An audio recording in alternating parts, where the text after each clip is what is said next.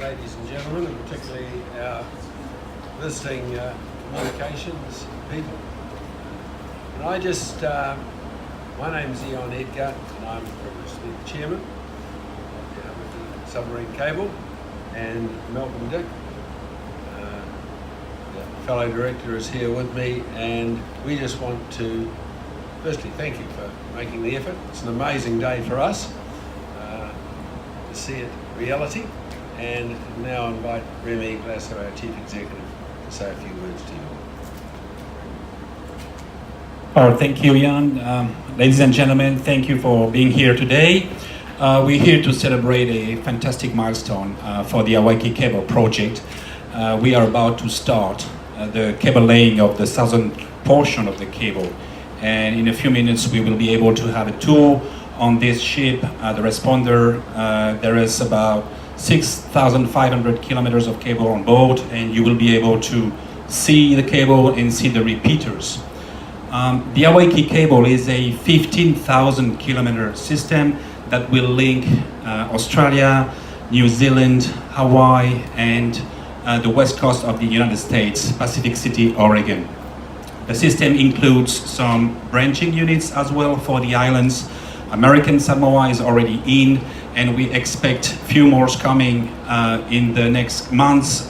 We have included in the system a branching unit for Fiji, another one for Tonga, and another one for French territory of New Caledonia.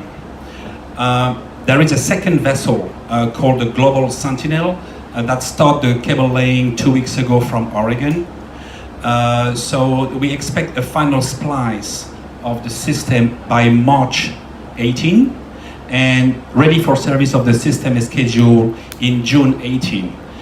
So it's a very exciting time for the team, and I would be very happy with Malcolm and Ian to answer your question, and then we can go for the tour. Thank you.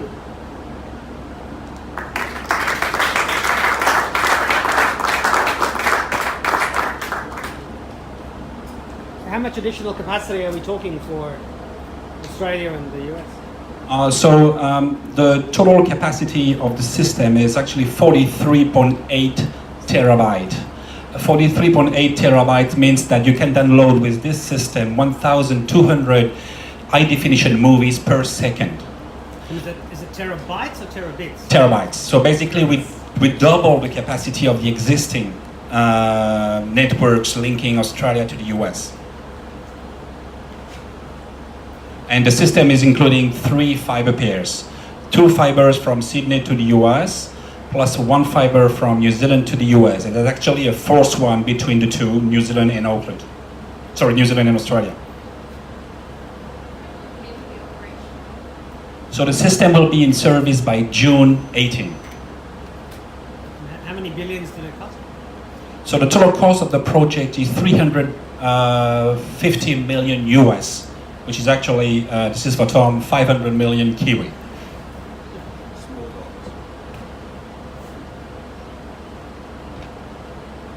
Is there the opportunity to branch it off to other islands if they so desire, like Vanuatu or Norfolk Island?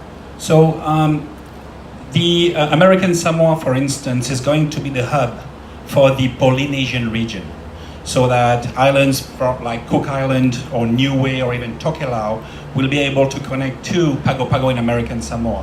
Exactly the same thing for the Melanesian region. They will be able to connect island already connected with the branching units. So yes, most of the region will be able to connect the system. And is that something that your company will do, or other companies will plug in? Well, any company will be able to plug in, so it's totally free. And I have to say also, an important information I may say is, Hawaiki is the first and only carrier neutral system of the region. So it means carrier neutral means that we are not conflicted with our customers, and I think it's absolutely great for the growth of the internet in the South Pacific region. Should it bring internet costs down for the region? Well, we believe competition will always, bring price down. So definitely, the answer is yes. What sort of provisions do you have in place for accidental breakages, and how long might it take to repair? I guess it depends where the break is, but you must have contingency plans. Yes, we do, and we will have also 2 maintenance contracts with maintenance vessels, one based in Noumea and the second one based in Vancouver. So those 2 maintenance vessels will be able to repair the system for the next 25 years. And what's the lifespan of this cable?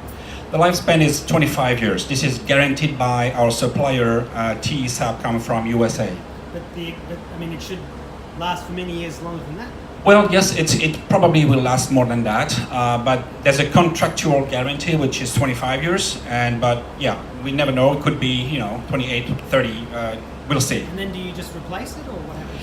And then probably we will have to build a new one at that stage. That'll be 500 terabytes, right? Or Well, 5,000. That is a good point, because we know about, let's say, the next 5 to 10 years. It's impossible today to forecast, the technology in the next 20 years. Facebook, Google, and Amazon Web Services did not exist 15 years ago. How do you see competition shaping up on the Australia-US route? Are there more players on that route than there used to be? There's a few players, of course. 15 years ago, this Australia to US route was really controlled by the telcos, and definitely the OTTs are now the major players. We have announced a public major contract with Amazon Web Services. Amazon, as you know, is leading the cloud market here in Australia.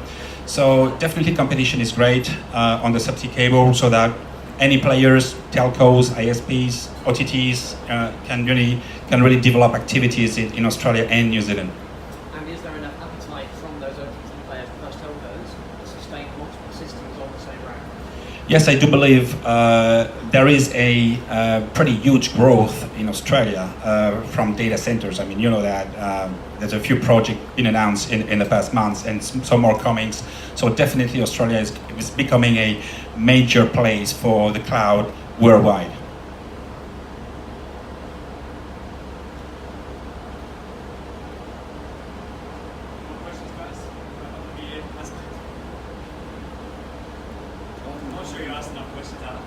Tom, it's your turn. Well, I suppose, how long is it since you started Dennis Track this cable? What's the journey been like? Remi's had the vision You wouldn't get this far. That's a pretty good question. For 6 years. Remi's had the vision for about 6 years. We got involved about 3 years ago, and we signed it off in March 16. And it was all go. So this man's had a vision for a long time, and great credit to him. It took a bit of while to fund the project. We have a management team here today, which is fantastic. We've been working for more than 6 years on this project. So yes, today is a great achievement. It's good to see this cable ship behind us. So yeah, it's fantastic. Why do you think you did succeed in getting it across the line when other businesses didn't? Are you surprised that Southern Cross didn't lay another cable before you can get the boats into the first study? Well, it's competition, so it's never easy. You don't know if you're going to win before playing the game, definitely. So it has been hard. We knew that it was a tough journey, but at the end of the day, I think the fact that we are carrier neutral makes the difference. So that we're happy to, open, if I may say, the Australian and New Zealand market to these US content providers. Do you think that they underestimated you? I hope no. I can answer this question. You should ask them. Yeah, I think the other point, Tom, is that the growth is so substantial, 45% per annum, that the need is there. And I think it just took, one of the things that I think gave Malcolm and myself the confidence to back Remi was the quality of his people. I mean, they're an unbelievably experienced team. George is here, has probably made more cables than anyone in the world. So it was that quality of people, I'm sure, encouraged Malcolm and myself to back them. So, and as you say, the growth is so great that I'm surprised. We're just lucky. Are you already planning your next cable? I might not answer this question now. Wait for the next. Yeah, I think one of the other key things was cricket. this project become successful was the new over-the-top players, the big cloud data centers there. It's like two completely new markets which are accelerating that sort of growth.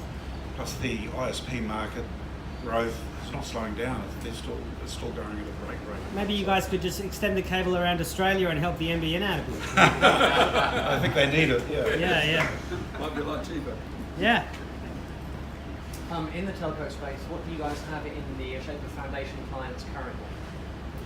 So we have telcos as anchor customers, but the contract we sign are linked with NDA, so unfortunately we're not able to give some more details about it. But yes, we do have telcos as anchor customer in USA, in New Zealand as well. Is it safe to say that you're working with at least some of the major ISP players here in Australia? Absolutely.